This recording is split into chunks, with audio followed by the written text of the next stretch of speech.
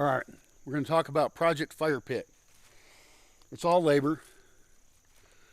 There's no materials needed, almost, close enough. I got rules for how fire pits work. And at this moment, we'll go over the rules real quick later, maybe if I remember. But right now we're brainstorming where fire pits should be. Okay, we know we've got Upper Alicante, Lower Alicante, right? No problem. Is it worth it to have a fire pit up by the flat spot by the big bananas? Maybe. Might as well use that space for something. It's going to be used for cars or people. And so that's a good one. Down near the casita is a really good one. Now I can think just up from the casita, there's spots in that gully there that we could flatten out even more. Oh, they're pretty flattened out. We could flatten them out so much that there's a bench carved in and have metal chairs there so that it's really flexible and it can handle a lot of people in one place. I don't know, we don't have electric very close to there, but we can run it over to there. I know where the electrical cable is, and we could have electricity at a fire pit. Now it seems really antithetical, like why would you do that? It's for photography and documentation. The other thing is we should start the fire early, do our video work, the around the fire, questions game, the around the fire statements of something type, the around the fire werewolf game. People like that game. I like it. It's funny.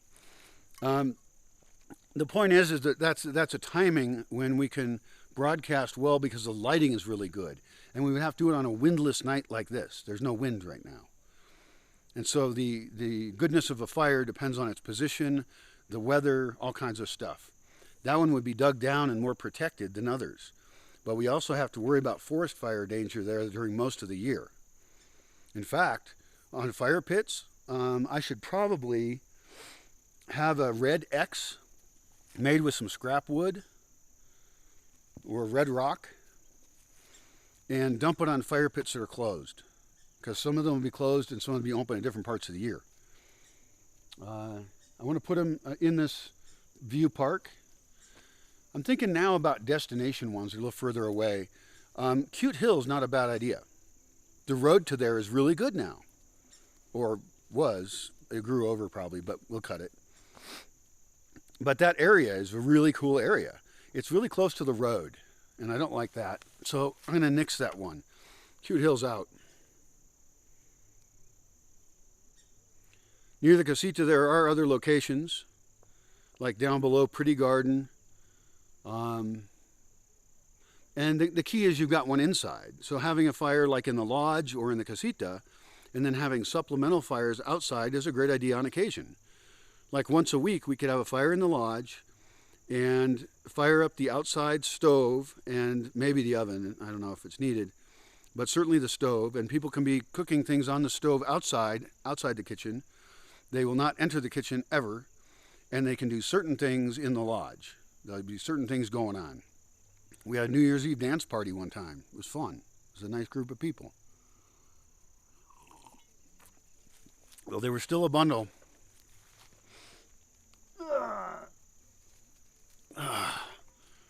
Hey, honey.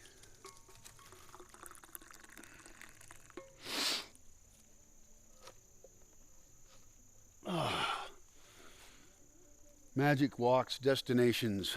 Okay, let's finish this up.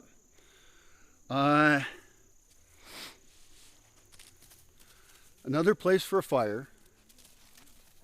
And let's look at the mesa. I mean, a fire at the top of Sanctuario Hill? You'd have to have chairs up there, which I might want to put anyway. It's pretty far out from everything. To check the road, make sure it's not too inclined for people. There's a trail to there that could be improved radically, a lot. It grew over a lot. It was okay before. But I want to make it really great. You got to make it really wide and not steep. That's really important. And then have flat spots along the way. That's a really good one to play with, actually. Or it might be wasted work. That one's tough to tell. I think that Cosmic and Truth should have a fire pit associated with it. It should be on the other side of these groves and stuff. It should be maybe when there's more people here, used then. Eventually electric can get run out to that general area for some reason, for whatever reason.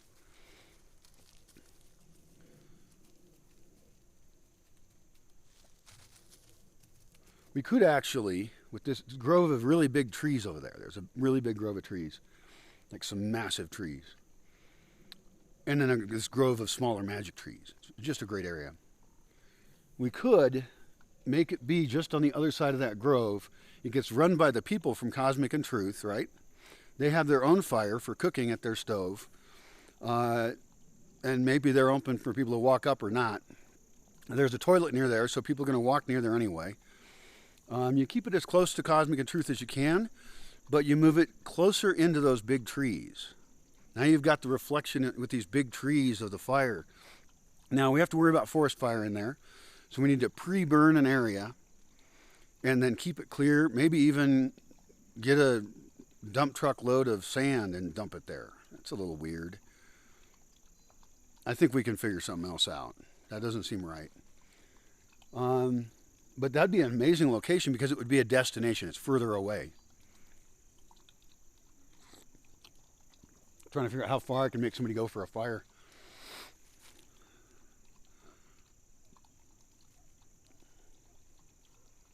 Well, there's plenty of other options, but those are the options that come to mind as being especially interesting. As far as priorities go, first, there has to be money to pay for labor for digging. Volunteers don't dig well, so my local friends can handle that, but I need, sponsorship so that they can help.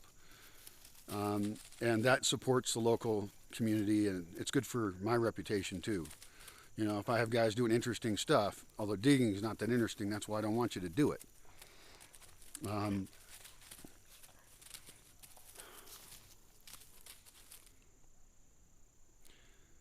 So the cost is, what can get done in a day? How many days does it take to dig a fire pit into a mild slope? And then the other fire pit issue is buying metal chairs, because in many locations that's the best option. And they're not that expensive. I have to go check the prices on that, and I did a whole nother video just on seating and chairs. Doing it in places where wind does not affect it is a really good idea. So like even we can do a lot. But the priority then, okay, so to get done Alicante, upper and lower,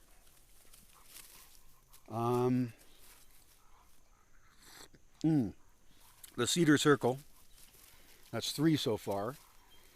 Cedar Circle's easy. It's already flat. It's already done. In fact, I should get fire dishes. That's a big part of this. So that part of the budget needs to be to have these barrels made. I actually want to take small barrels, have the bottom third cut off, have them sliced this way, and then have the tongs get pulled out. Those are kind of sharp and scary now, though, so that makes me nervous. Maybe if they got cut like that and pulled out, and then a guy with a soldering thing, not soldering, called welding thing, a really hot torch can smooth out those edges, because that would be a fire pit that would be amazingly great. It would be like a dish, halfway up that third of that barrel, right? You got a third of the barrel left, and you cut these halfway into it, and you bend them out, and then you melt the edges with a welding tool, and you see if that makes a good fire pit. I think it might. And I know some guys, metal guys, who can do that. I could have 3 of them do it. In fact, I could just buy 1 barrel, have one guy cut it in half, take the rest of the barrel and say, hey, can you cut off the bottom third of this and leave the middle part, and figure out what to do with that. And actually, if he can use his welder thing, I don't know if they can do this, and if he can soften the edge of that leftover interior ring, if you can soften the edges of that, that becomes a really cool piece of metal for something. Maybe you hang it up, you know, and you bong on it as a musical instrument. Maybe you put a weight in it and you try the same thing and see if that changes the tone. But this is, you know, big level, really good reuse recycling. I need these fire pits. I was trying to think of fire pits. So yeah, the cedar dome is actually number 1. Number 1, Alicante, which one? Alicante lower. And don't do a lot of work on that one. But it's so central. Upper is tempting. One of those. Dogs are knocking my camera around. Hey, knock it off. The puppy's crazy. The puppy's perfectly not injured, by the way. That was just a big dog making a little dog squeak. I go and squish. Dogs like this time of day, too. So, you know, could you have a fire pit at Mystico? Yeah, you could. But there needs to be a wall around it. I now consider that a safety hazard. A brick wall should go around the top of that right away. Or a plan made for the whole thing. But we can't make it really heavy because it doesn't have a very correct foundation, really. It's an experimental building. So what I want to put there is, I think, a big piece of polycarbonate. A big metal structure with polycarbonate, concrete poles if necessary, but make a spot to sit out of the rain. There's some view there almost.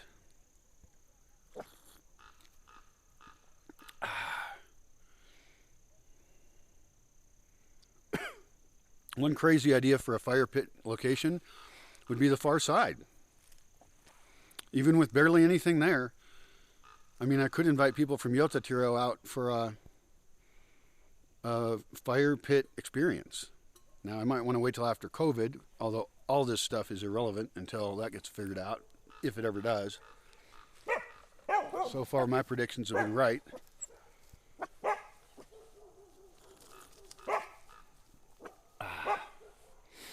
There's a spot over near Bliss that might be better for a fire. I thought about it for parking some cars there, but it depends on who's here and what's being used and how, right?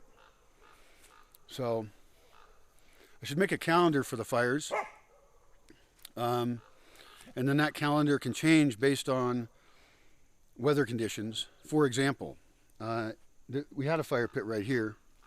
There's just this circle of mud. And we've tried to fire pottery in that. Not a bad spot for a fire tonight. There's not a lot of wind. But you know what? Even a little bit of wind is a lot of wind when it comes to smoke. The bigger your fire, the more it all goes up. But we don't have the biggest fires all the time. And the size of the fire depends on the number of people at it. Or the number of people likely to be at it.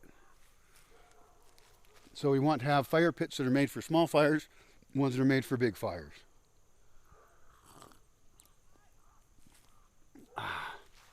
I love that barrel idea. I think that might work. I've been thinking about that for years, trying to figure out what to do. Because in Santa Clara de Cobre, they make things out of copper. But the copper one that I have is just awesome. I want them to copy it. But the way they do things and stuff is more expensive. And so it's much, much, much more expensive. Because this thing was probably stamped out of a sheet by a machine. And they probably made like, 500,000 of them or something, at least. Because I bought it at Costco, and it was probably made in China.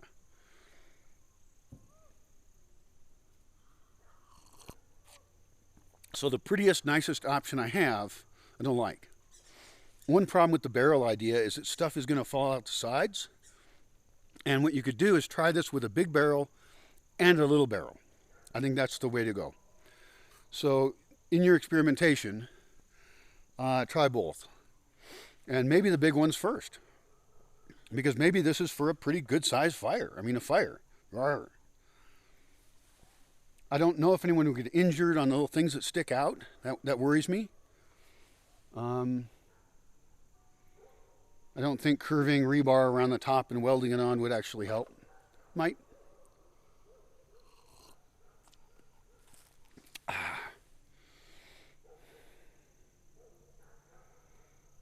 Luckily, fires are not permanent things in most cases.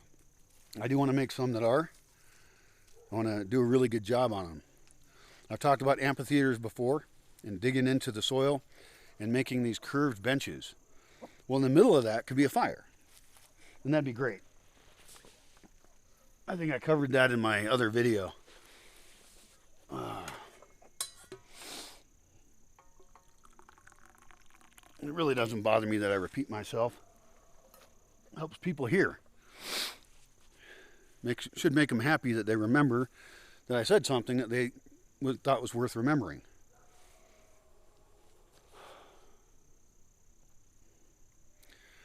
Does that cover that? Oh, the doghouse. Good place for a fire. It has a roof. There's a lot of times, like right now it's drizzly. So like this is exactly the kind of time when you would have a fire under a roof. So you would have one here at the doghouse and you would have one at the terraza of the lodge. So you'd have two. That's a really smart thing because fires, you know, go till about an hour before I think people should go to bed. We start putting them out. We start not feeding them, letting them die. And we have a fire master in all cases. There's somebody tending the fire, and they know what the plan is. The goal is that by dark, no, it's not dark. It's an hour before they go to sleep, which we count back 8 hours or so from civil twilight. And so we want to time our fires correctly. Now, like I said, I want to start them early so that, because it gets dark really quick, right? So that the fire's there and we get the beautiful lighting, but everything's balanced out and it looks cool. And there's this very short window of opportunity where it's not too dark and it's no longer light and it looks like everything's got a great balance to it. Maybe you can see the trees in the background a little bit. Maybe you see the moonrise, who knows? Although that happens at whenever, you know, there's a schedule. So yeah, wind them down when we want people to go to bed. There could be exceptions to that. There could be times when we have a holiday of some kind. And some of those holidays could be ones where we stay up all night. I don't want a lot of those, though. Interferes with productivity. So, but heck, once a year we could have a bonfire. Dance around it. I don't know that I would do that. Maybe I would. Fuck it. It'd be pretty fun, maybe. Once a year? I could do it once every 3 years. Little puppy's hilarious over there.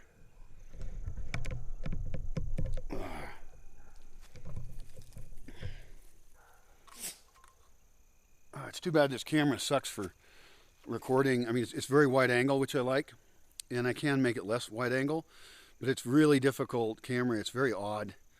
I enjoy the audio. That's the company makes audio stuff, you know. And so I hope they continue, but you know, they made some feature errors in the features.